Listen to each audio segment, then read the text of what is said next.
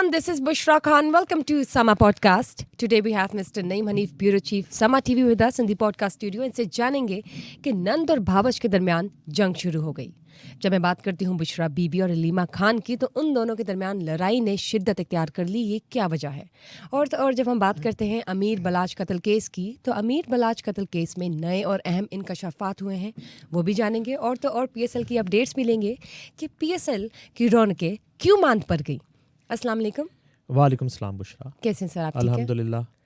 Sir मुझे बताएं, जब हम बात करते हैं अलीमा खान और बुशरा बीबी की, तो दोनों के दरमियान ये क्या माजरा है? जंग सी एक आर्ग्यूमेंटेटिव सी सिचुएशन चल रही है दोनों के दरमियान. बिस्मिल्लाहिर्रहमानिर्रहीम.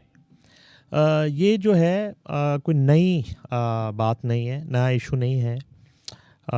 जब घर का सरबराह जो है वो घर पर ना हो या सर पर ना हो, तो इस तरह के मसाइल जो हैं जन्म ले लेते हैं.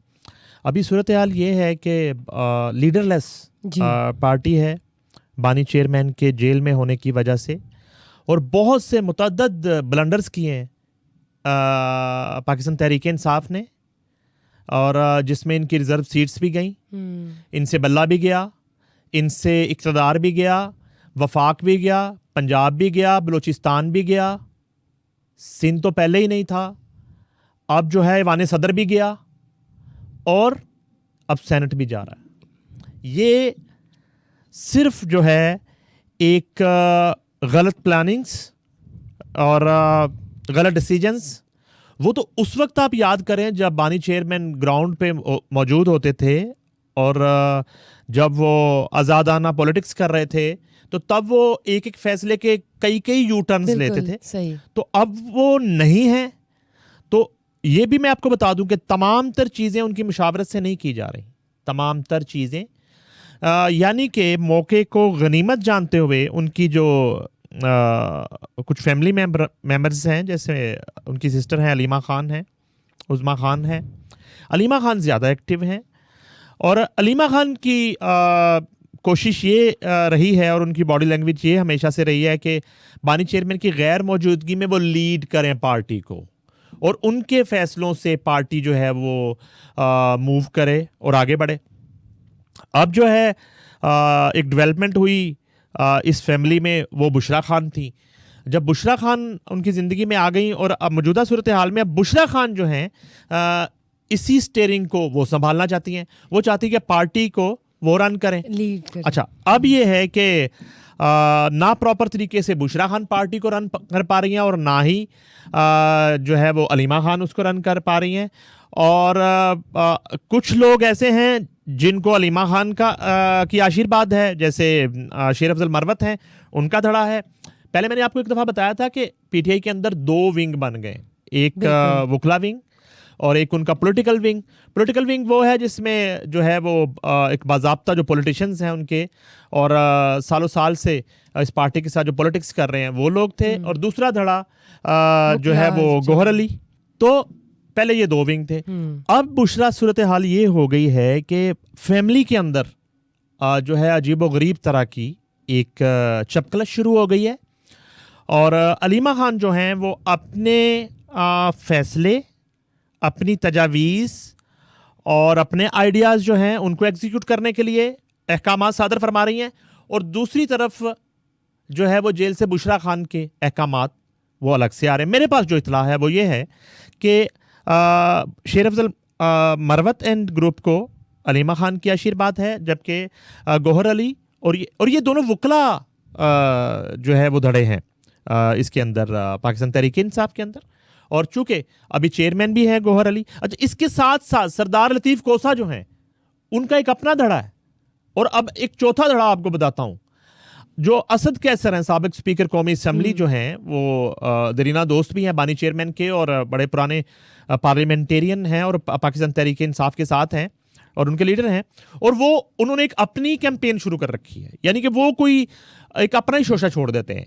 अगर बुशरा खान ये पैगाम भिजवाती हैं कि हमने इस्टेब्लिशमेंट के साथ एक जो है मज़ाहमत की बजाय मफामत की रविश अख्तियार करनी है, तो उसी वक्त असद कैसर जो हैं वो इस तरह के बयानात जो हैं वो देना शुरू हो जाते हैं कि हम जो है मज़ामत की सियासत करेंगे, हम किसी सूरत इस्टेब्लिशमेंट के साथ बात नहीं करेंगे, हम किसी सूरत जो है बरसर इक़्तिदार हुकूमत के साथ बात नहीं करेंगे, हम किसी सूरत जो है मफाहमत की सियासत नहीं करेंगे। वहाँ से ये आवाज़ आना शुरू हो जाती है। अलीमा खान अपनी बात कर रही हैं, बुशरा खान अपनी बात कर रही हैं, सरदार लतीफ़ कोसा जो है वो अपना चूरन बेच रहे हैं। तो इस तरह की सूरत हाल इस वक्त उससे दो चार है पाकिस्तान तहरीक इंसाफ। और मैं आपको ये बात बता दूं कि जब बानी चेयरमैन ग्राउंड पर मौजूद थे और अभी वो गिरफ्तार नहीं हुए थे, उस वक्त भी जो अलीमा खान और बुशरा खान जो हैं इनके दरमियान जो एक मसाइल थे उनको वो हल नहीं कर पाए थे, उन इश्यूज को वो रिजॉल्व नहीं कर पाए थे। और ये आपको याद होगा कि हम अक्सर औकात हम ये डिस्कस करते रहे इश्यूज को। आप उनको जो है वो टिकट्स की तकसीम से लेकर, आप उससे पहले ओहदों की बांट से लेकर और उससे पहले मुख्तलिफ इश्यूज में वो आमने सामने दोनों सेम पेज पे थी ही नहीं कभी।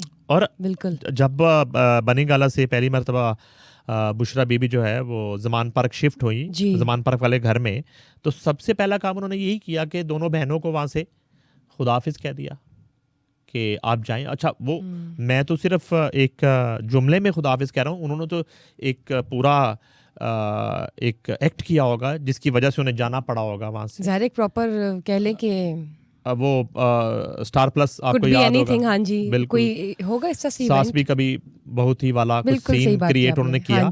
और उसमें बड़ी और भी चीज़ें हैं जो मैं नहीं समझता कि हमें इस वक्त डिस्कस करनी चाहिए। उस तरह के भी एपिसोड हुए, छत पे जो है वो बकरे लटके हुए और चीज़ें और वो सारा, और उस पर एक झगड़ा हुआ।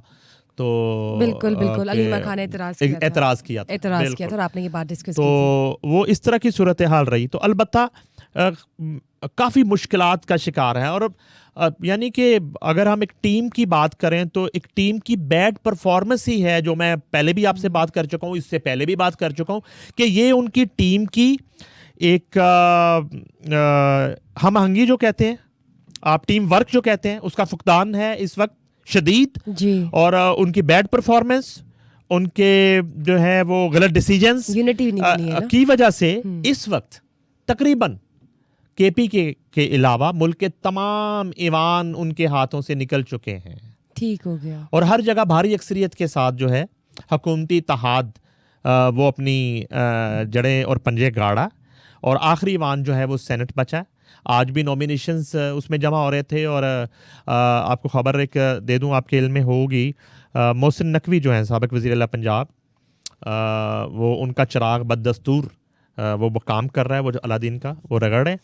और पहले वो सीएम पंजाब थे, उसके बाद वो बन गए चेयरमैन पीसीबी, और चेयरमैन पीसीबी होते हुए वो बन गए वफाकी वज़ीर दाखिला, और वफाकी वज़ीर दाखिला होते हुए आज उन्होंने सेनेट के लिए आज़ाद हैसियत में सेनेट का इंतखाब लड़ने के लिए नॉमिनेशन फाइल कर दिए हैं।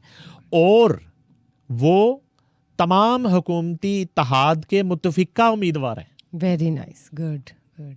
तमाम हुकूमती इत्तेहाद के मुतफिका उम्मीदवार हैं, यानी कि मैं अभी बता रहा हूँ कि वो जीत चुके हैं। इतनी बड़ी सपोर्ट उनको हासिल है कि वो ज़िमनी में सेनेट का इलेक्शन लड़ने जा रहे हैं। और आइंदा चंद रोज़ के बाद, यानी कि 2 या 3 अप्रैल को गालबन जो शेड्यूल आया है वो इंतखाब है सेनेट का, और मोहसिन नकवी जो हैं वो सेनेटर बन जाएंगे। और उनका चिराग बड़ी तेज़ी से काम कर रहा है और रोशन है। और बावजूद तमाम तर जो उनके हवाले से क्रिटिसिज्म भी होती रही और चीज़ें होती रही, एक चीज़ मैं ज़रूर आपसे शेयर करूँगा कि मैं जो उन्होंने बतौर सीएम उनकी जो एक वर्किंग थी और जो मूवमेंट थी और जिस तेजी से उन्होंने प्रोजेक्ट किए, ये कुछ जुबानी जमा खर्च नहीं था, प्रैक्टिकल अप्रोच। यार हम इस वक्त यहाँ बैठे हैं, गुलबर्ग में हमारा स्टूडियो है माशाल्लाह, हम यहाँ से निकलते हैं तो आप देख लीजिए कैवलरी से जो ये फिरदौस मार्केट है, ये कैवलरी है, ये आप आगे उसका फ्लाईओवर देखें, टाउनशिप वाला देख लें, गार्डन टाउन बरकत मार्केट से जब निकलते हैं और आप फेज 6 में जाके आपको पहला सिग्नल मिलता है, टोटल सिग्नल फ्री हो गया, सिग्नल फ्री हो गया, यू राइट, ठीक है। एब्सोल्युटली और अभी राइट। सीबीडी का वॉल्टन जो मंसूबा है वो तो वो भी इन्होंने मोहसिन नकवी साहब ने शुरू किया, वो चल रहा है। अभी इनका बंद रोड मंसूबा चल रहा है, और जब वो कंप्लीट होंगे, और यकीनन लाहौर की जो Development है। ट्रैफिक है, हाँ जी। और एरियल व्यू तो जितना खूबसूरत लगेगा, मगर जो ट्रैफिक है उसके मसाइल काफी हल होंगे। तो बहुत मोहसिन हल हो नकवी जो जाएंगे। है शायद उस परफॉर्मेंस में मैं आपको बताता हूँ, जब मैं पहली दफ़ा ओपन हुआ कैवलरी अंडरपास, और जब मैं फ्लाईओवर चढ़ रहा जी, था, तो मैंने जी। दिल से दुआ नहीं कर रही थी कि यार माशाल्लाह, कमाल हो गया, नहीं, माशाल्लाह। Right right. तो शायद उनके साथ दुआएं हैं, या उनके पास कुछ ऐसी दवाएं हैं। देखिए काम भी ये- बोलते हैं ना कि उन्होंने Exactly. प्रैक्टिकली करके भी दिखाया है, इतने से टेन्योर में बहुत कम आपने tenure है। करके दिखाया, और वो पता चल रहा है, और वो इस्तेमाल में है आपका प्रोजेक्ट। हम Exactly. अवाम है जो इसको Exactly. इस्तेमाल कर रही है। तो ये सूरत हाल है अब जी। सेनेट की। तो हम वापस आते हैं कि वो सेनेट भी ऑलमोस्ट जो है वो पीटीआई के निकल हाथ चुका से है हाथ से। जा रहा है। उनकी जो अक्सरियत है वहाँ पे, अब वो बदल जाएगी अकलियत में, कि बहुत कम सीट्स अब उनके पास रह जाएंगी। पीपल्स पार्टी बहुत सी सीट्स ले जाएगी, नून लीग ले जाएगी, और ज़ाहिरी बात है कि इसी तरह ये आ गए मोहसिन नकवी, और भी कुछ इस तरह के नाम हैं जो मुतफिका उम्मीदवार बन के आ सकते हैं मुख्तलिफ पार्टीज़ की तरह। एक बहुत बड़े मीडिया हाउस के बिल्कुल एक ठीक है। डायरेक्टर हैं, वो पीपल्स पार्टी के नॉमिनी बन गए हैं। पाकिस्तान का एक बड़ा मीडिया हाउस है, उसके एक डायरेक्टर हैं, one of director, good good. Sarmad Ali उनका नाम है। हाँ जी। वो भी सेनेट का इलेक्शन लड़ने आ रहे हैं। तो इस तरह की डेवलपमेंट्स हैं। तो ये तमाम तर जो है, और इतनी तेजी से सर हो सकता है कि आप भी कल को नॉमिनेशन फाइल करें, यू नेवर नो। मुझे तो ये लग रहा है कि जो अब आपने बात की है मैं कर ही देता हूँ। सर आप भी कर दें। जो है वो पर जलते हैं वैसे तो करते हुए। एक बहुत जल्द ऐसा दौर आ जाएगा कि पंजाब में फलां मीडिया हाउस की हुकूमत है, सिंध में फलां मीडिया हाउस की हुकूमत सर है, ये भी हो सकता है, you और never know। वफाक में ये 3 मीडिया हाउसेस ने मिलकर अपनी हुकूमत मुकम्मल कर ली है।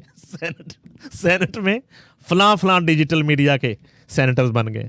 ये मुझे तो ये लग रहा है। अच्छा, Good, सही है। ये एक अच्छी बात भी है। देखें, अगर वकला बरादरी जो है वो बहुत बड़ी तादाद में जी जी।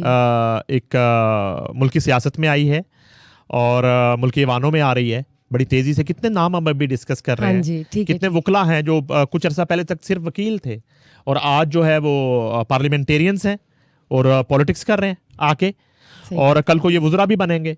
तो इसी तरह मीडिया जो है, मीडिया हाउसेस से लोग आ रहे हैं, जर्नलिस्ट आ रहे हैं। तो वकला बरादरी के बाद एक सहाफ़ी बरादरी और मीडिया कम्युनिटी से भी इक़्तिदार के ऐवानों में लोगों की आमद का सिलसिला शुरू हुआ है, जो कि Very खुशाइंद है। बिल्कुल ठीक है, बहुत और अच्छी बात है सर। एग्जैक्टली। तो ये तो सूरत हाल है पाकिस्तान तहरीक इंसाफ की। सही हो गया, वेरी गुड, आपने डिटेल्स डिस्कस की हैं। सर जब हम आगे चलते हैं और बात करते हैं अमीर बलाच कत्ल केस की, तो उसमें जो नए और अहम इंकशाफात हैं वो शेयर कीजिए। मुझे ना पता नहीं क्यों लगता है बुशरा के पुलिस जो है, कहीं ना कहीं मुझे पुलिस की बेबसी भी लगती है। और जो है वो एक वाक़या हुआ है कुछ दिन पहले, वो तफसील से मैं आपके साथ किसी वक्त शेयर करूँगा कि उस वाक़े की वजह से CIA के हेड हैं कैप्टन लियाकत, बड़े कॉम्पिटेंट ऑफिसर हैं, उनको कहीं दाएं बाएं कर दिया गया है। और वो जिस शख्स ने उन पे इल्ज़ाम लगाया, मैं कल उस शख्स पे कुछ वर्किंग कर रहा था, मोहिब नामी वो पठान है, और एक कहानी घड़ी गई कि वो 1,75,00,000 रुपए शॉपर में डाल के जा रहा था, और वो पेशावर की बस में न्याजी अड्डे से बैठने लगा, तो वो सिक्योरिटी गार्ड ने चेक किया, तो उसने कहा इतने पैसे कहाँ लेके जा रहे हो, तो उसने CIA को फ़ोन किया और वो शॉपर CIA ले गई। ये कहानी, और वो मेरे फ़ोन में है, और वो पठान जो है साहब पेशावर के हैं, वो रोते धोते वो रो रहे हैं कि मेरे साथ बड़ा जुल्म हो गया ये वो। तो मैंने उन साहब की जो इल्ज़ाम लगा रहे हैं CIA के ऑफिसर, उनकी फैमिली से कल मैंने रब्ता किया, तो पता चला कि उसका काम ही ये है। अच्छा ठीक है। वो एक जिसको कहते हैं टिपिकल वो फ्रॉडिया शख्स है, और वो मुतअद्दिद मरतबा इस तरह पुलिस ऑफिसरान, असासदारों के ऑफिसरान पे इस तरह इल्ज़ाम लगा के ब्लैकमेल, यानी कि वो इन लोगों को ब्लैकमेल करता। अच्छा, हम आते हैं अमीर बलाच केस में। तो ये जो है ना, इसमें कहीं ना कहीं मुझे पुलिस प्रॉब्लम में फंसी हुई नजर आ रही है। ये बड़ा हाई प्रोफाइल केस बन गया, इंकशाफात तो हो रहे हैं जी। अभी। नई डेवलपमेंट ये है कि एक और शख्स की पहचान हुई है, ओह गिरफ्तार नहीं हुआ, ठीक है। पहचान हुई है उसकी। उस दिन की फुटेजेस से वो तस्वीरें सामने आ गई हैं, फुटेज सामने आ गई गैदरिंग है। में ही था। जी बिल्कुल, वो गैदरिंग में मौजूद था, ओके। और वो लीड कर रहा था उस सारे ऑपरेशन को। वो पहली मर्तबा वो मंजर आम पे आया है और पुलिस पहुंच चुकी है कि वो कौन है। उसका नाम बिलावल बताया जा रहा है और मुबैना तौर पर बताया जा रहा है कि जो नामजद मुल्ज़म है इस कत्ल के, ख्वाजा तारीफ गुलशन उर्फ तीफी बट, ये उनके बरादर निस्बती का बेटा है बिलावल। सही और हो गया, बिलावल ठीक जो है वहाँ पे पूरा जो मॉनिटर कर रहा था और पूरा लीड कर रहा था उस सारे ऑपरेशन को, और जितने लोग वहाँ पे शूटर्स थे उनको वो गाइड कर रहा था और पूरी नेटवर्किंग को वो लीड कर रहा था। और कत्ल होता है 18 मार्च को। 19 को जो है 18 फरवरी गालबन, जी, सॉरी जी, 18 फरवरी को, हुआ था। जी जी बिल्कुल 18 फरवरी को। 19 फरवरी को ये शख्स जो है बिलावल सियालकोट एयरपोर्ट से दुबई फरार हो जाता है। तो अब ये अजीब सी एक बदकिस्मती है कि कोई यहाँ पे कत्ल करता है और वो फरार हो जाता है, दूसरे मुल्क चला जाता है, फिर आप उसको लेके नहीं आ पाते। तो अब ये है कि ये डेवलपमेंट है। अगर तो उसके पास सिर्फ दुबई का वीज़ा है तो उसको दुबई तक ही महदूद होगा, एग्जैक्टली otherwise वो इदारे वहाँ से कामयाब आगे हो जा जाएंगे उसको सकता है। इंटरपोल से लाने, Good. और अगर कोई और वीज़ा हुआ तो फिर वो निकल जाएगा।